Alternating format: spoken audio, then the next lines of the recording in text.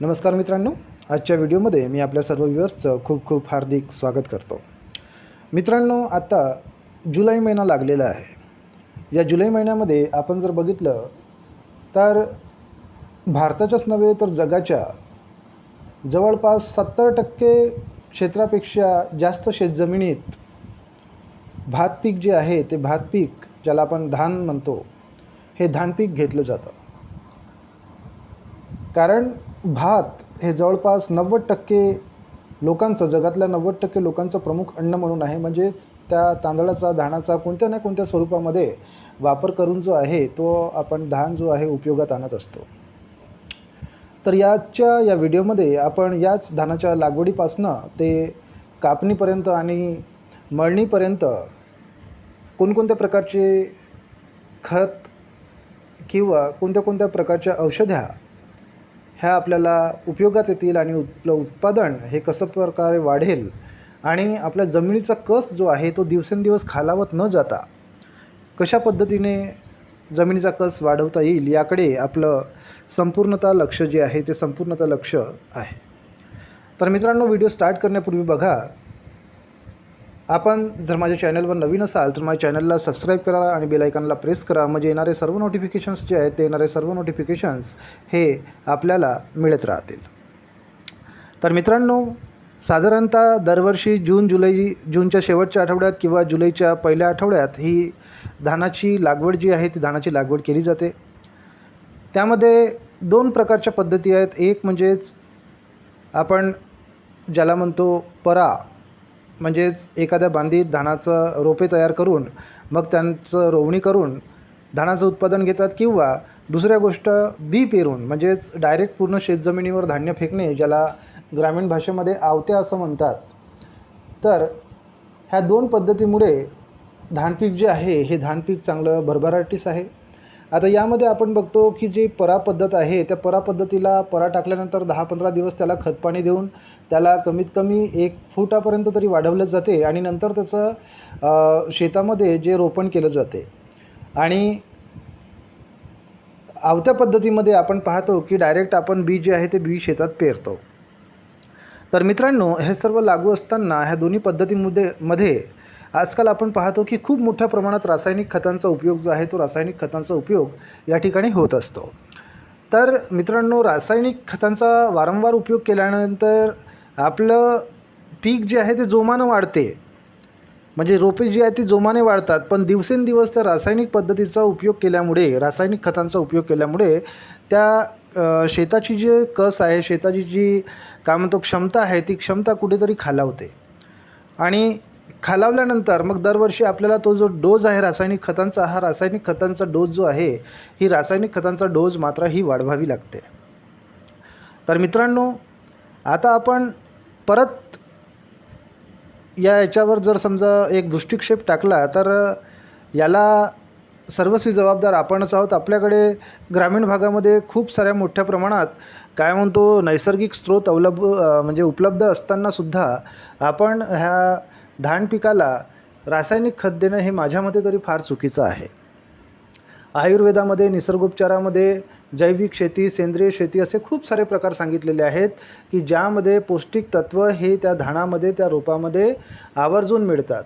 आज आपण मिलातले तांदूळ खातो, एकदम ते पॉलिश लावलेले आणि ते कसे तरी वेगळेच, म्हणजे फक्त त्यांचं पाहासाठी क्वालिटी चांगली दिसते, पण ते आपल्या शरीराला पाहिजे तशी पोषक तत्वे देऊ शकत नाही। तर ही जी पोषक तत्वे आहेत, तर ही पोषक तत्वे आपल्याला पाहिजे असतील तर यासाठी आपल्याला नैसर्गिक पद्धतीने सेंद्रिय पद्धतीचा उपयोग करून किंवा जैविक शेतीचा उपयोग करून किंवा विषमुक्त शेतीचा उपयोग करून ही शेती आपल्याला साधवावी लागेल। तर मित्रांनो, आयुर्वेदमध्ये, प्राचीन आयुर्वेदमध्ये, निसर्गोपचार पद्धतीमध्ये, सेंद्रिय शेतीमध्ये याचे खूप सारे प्रकार सांगितले आहेत। तर याचाच एक प्रकार आज आपण या व्हिडिओमध्ये बघणार आहोत। तर मित्रांनो, आपण जे समीकरण लावलेलं आहे ते समीकरण काही गोष्टीवर अवलंबून आहेत, म्हणजे ज्या नैसर्गिकरित्या आपल्याला मिळतात। सर्वात आधी आपल्याला हवं असते, आपण विचार जो करत आहोत तो 1 एकरचा करत आहोत। तर 1 एकरचं जर समजा आपल्याला चांगली धानाची शेती करायची आहे तर त्यासाठी आपल्याला काही गोष्टी आवश्यक असतात ज्या ग्रामीण भागात किंवा कुठेही सहज उपलब्ध असतात। तर सर्वात पहिलं 1 एकर शेतीसाठी आपल्याला 15 किलो शेण लागणार आहे। त्यासोबतच 15 लिटर गोमूत्र लागणार आहे. आणि शेण आणि गोमूत्र जर समजा एकाच गाईचं असेल तर ते अतिउत्तम. त्यानंतर लागणार आहे आपल्याला पिंपळाच्या झाडाच्या खालची माती किंवा कोणतंही मोठं वृक्ष असेल ज्याला 30-40 वर्ष झालेले असतील अशा कोणत्याही वृक्षाखालची माती 10-15 किलो. त्यानंतर आपल्याला लागणार आहे गूळ, जो सहजमध्ये आपल्याला 1 किलो गूळ तिथे लागेल. आणि 1 किलो कोणत्याही डाळीचं पीठ, म्हणजे उडदाची डाळ असो, चण्याची असू द्या, तूरची असू द्या किंवा आणखी कोणती असू द्या. तर हे सर्व करत असताना आपल्याला एक गोष्ट प्रकर्षाने जाणवते की हे जे साहित्य वर सांगितलेले आहेत हे साहित्य आपल्याला कुठेही सहज उपलब्ध मिळतात. तर या सर्वांचं एका टफमध्ये किंवा एका ड्रममध्ये मिश्रण करून घ्यायचं आहे.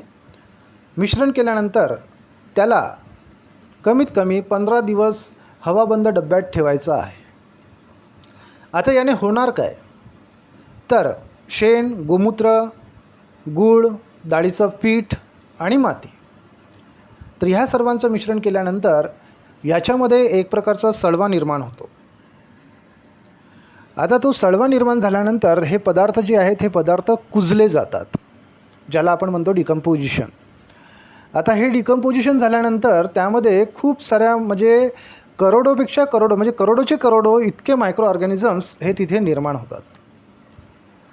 मग हे जे मिश्रण आहे या मिश्रणाला आपण एखाद्या मोठ्या ड्राममध्ये काढून घ्यायचं आहे आणि त्याच्यामध्ये 200 लिटर पाणी जे आहे त्याच्यामध्ये 200 लिटर पाणी हे मिक्स करायचं आहे. आणि त्याचं योग्य ते मिश्रण झालं की 1 एकरला ती 200 लिटर पाण्याची जी फवारणी आहे ते 200 लिटर पाण्याची फवारणी आपल्याला करायची आहे. आता याने होणार काय मित्रांनो, तर जे करोडोचे करोडो मायक्रो ऑर्गॅनिझम्स आपल्या सूक्ष्मजंतू आपल्या मिश्रणामध्ये तयार झालेले आहेत ते जेव्हा धानाच्या रोपावर, आवत्यावर किंवा पर्यावर ज्या वेळेला पडतील तर तिथे ते धानाची रोपे म्हणजे पर्याची रोपे ही मायक्रो ऑर्गॅनिझम्स स्वतःकडे शोषून घेतील. मायक्रो ऑर्गॅनिझम शोषून घेतल्या कारणाने त्यांना चांगल्या पद्धतीने पोषण मिळेल. त्याच्या खालची जमीन जी आहे त्याच्या खालची जमीन ही भुसभुशीत होईल आणि जितकी जास्त भुसभुशीत जमीन तितके तुमचे मुळं जे आहेत ते मुळं खोलवर जातील आणि जमिनीशी घट्ट पकडून राहतील आणि जमिनीमध्ये असलेले मायक्रोन्यूट्रियंट्स म्हणजेच नायट्रोजन जे आहे ते नायट्रोजन ते शोषून घेतील आणि वरची रोपे म्हणजे जमिनीच्या वरचे जे आपले रोपे चांगली आहेत ते जमिनीच्या वरची चांगली असलेली रोपे हे सुद्धा हवेतलं नायट्रोजन जे आहे ते हवेतलं नायट्रोजन हे जास्त प्रमाणात स्वतःकडे आकर्षित करून घेतील, शोषून घेतील. कारण आपण पाहतो मित्रांनो, वनस्पतीला वाढीसाठी सर्वात जास्त आवश्यक घटक जर कोणता असेल तर तो म्हणजे नायट्रोजन. आणि तो नायट्रोजन मिळवण्यासाठी आपण युरिया वापरतो, कृषीउद्योग वापरतो किंवा आणखी ते गोडीचे खतं वगैरे म्हणतो ते वापरतो. पण त्याने नायट्रोजन तर मिळते पण तो दीर्घकाळ टिकत नाही. जिथपर्यंत त्याचा प्रभाव आहे तिथपर्यंत तिथे राहतील आणि ज्यावेळेस त्याचा प्रभाव संपला तर ते ॲटोमॅटिकच त्याच्यामधून ते निघून जातील. त्याच्यामुळे सुरुवाती आता 4 महिन्याची किंवा 4.5 महिन्याची ही धानशेती राहते. तर या 4 ते 4.5 महिने टिकण्यासाठी आपल्याला सर्वात जास्त आवश्यक कोणता घटक असेल तर ते घट्ट रुतून बसलेली मुळे. आणि जिथपर्यंत ही घट्ट रुतून बसलेली मुळे राहणार नाही तिथपर्यंत आपल्याला पाहिजे तसा प्रभाव जो आहे तो पाहिजे तसा प्रभाव ह्या धाना पिकावर दिसणार नाही. याचं आणखी एक कारण हे आहे मित्रांनो की हे जे पण आपण नैसर्गिक पदार्थ वापरत आहोत तर या नैसर्गिक पदार्थ वापरल्यामुळे जमिनीचा जो कस आहे तो जमिनीचा कस हा भरून निघतो. म्हणजेच जमीन आपली कसदार होते.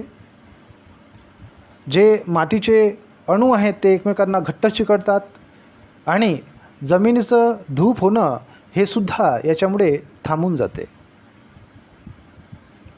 त्यामुळे मित्रांनो ही सर्वात आवश्यक बाब जी आहे ती सर्वात आवश्यक बाब म्हणजेच मायक्रो ऑर्गॅनिझम्स डिकम्पोजिशन पद्धत. कारण या डिकम्पोजिशन पद्धतीमुळेच लाखो करोडो सूक्ष्मजंतू जे आहे ते सूक्ष्मजंतू निर्माण होतात आणि हे निर्माण झाल्यानंतर आपल्याला आपल्या याच्यासाठी म्हणजे आपल्या शेतीसाठी उपयुक्त असा एक मार्ग सापडतो की ज्याने आपलं उत्पादन तर वाढतेच वाढते, शिवाय आपली शेतजमीन जी आहे ती आपली शेतजमीन ही अधिक उबदार होते, कसदार होते. आणि यामुळे कारण आपण पाहतो आता शहरामध्ये अन्नाची पातळी खूप खालावलेली आहे. त्याच्यामुळे हे लोकंसुद्धा, शहरातले लोकंसुद्धा ग्रामीण भागात येऊन तांदूळ खरेदी करतात, धान खरेदी करतात, त्यांना मिलिंग करून मग आपल्या ठिकाणी घेऊन जातात. त्याचं कारण असं आहे मित्रांनो, कारण त्यांना ओरिजिनल जे आहे ते ओरिजिनल मिळत नाही. त्यामुळे ते ओरिजिनलच्या भटकंतीसाठी हे ग्रामीण भागाकडे वळतात. आणि शेतकरी जर समृद्ध झाला तर एक दिवस असा येईल की आज शेतकरी व्यापाऱ्याकडे आपलं धान्य नेऊन विकतो, पण शेतकरी जर समजा समृद्ध झाला तर व्यापारालासुद्धा शेतकऱ्याच्या घरी यावं लागेल व्यापार करण्यासाठी. आणि त्यावेळेस शेतकरी आपल्या मनाची किंमत ठरवेल. आणि हाच बळीराजाचा जो आहे तो बळीराजाचा खरा विजय होईल. धन्यवाद मित्रांनो. आपल्याला व्हिडिओ जर आवडला असेल तर माझ्या चॅनलला सबस्क्राईब करा, बेल आयकॉनला प्रेस करा, व्हिडिओला लाईक करा, शेअर करा आणि आपल्या सर्व शेतकरी बांधवापर्यंत हा व्हिडिओ पोचला पाहिजे. सर्व शेतकरी समृद्ध झाले पाहिजे, सर्व शेतकऱ्यांचं मान जी आहे ती उंचावली पाहिजे. आणि मान उंचावून त्यांना सन्मानाने जगता आलं पाहिजे. म्हणूनच लालबहादूर शास्त्री म्हणून गेले, जय जवान जय किसान. त्यामध्ये आणखी एक आपण जोडूया, ते म्हणजेच जय जवान जय किसान जय संविधान. तर मित्रांनो, ही होती थोडीशी माहिती.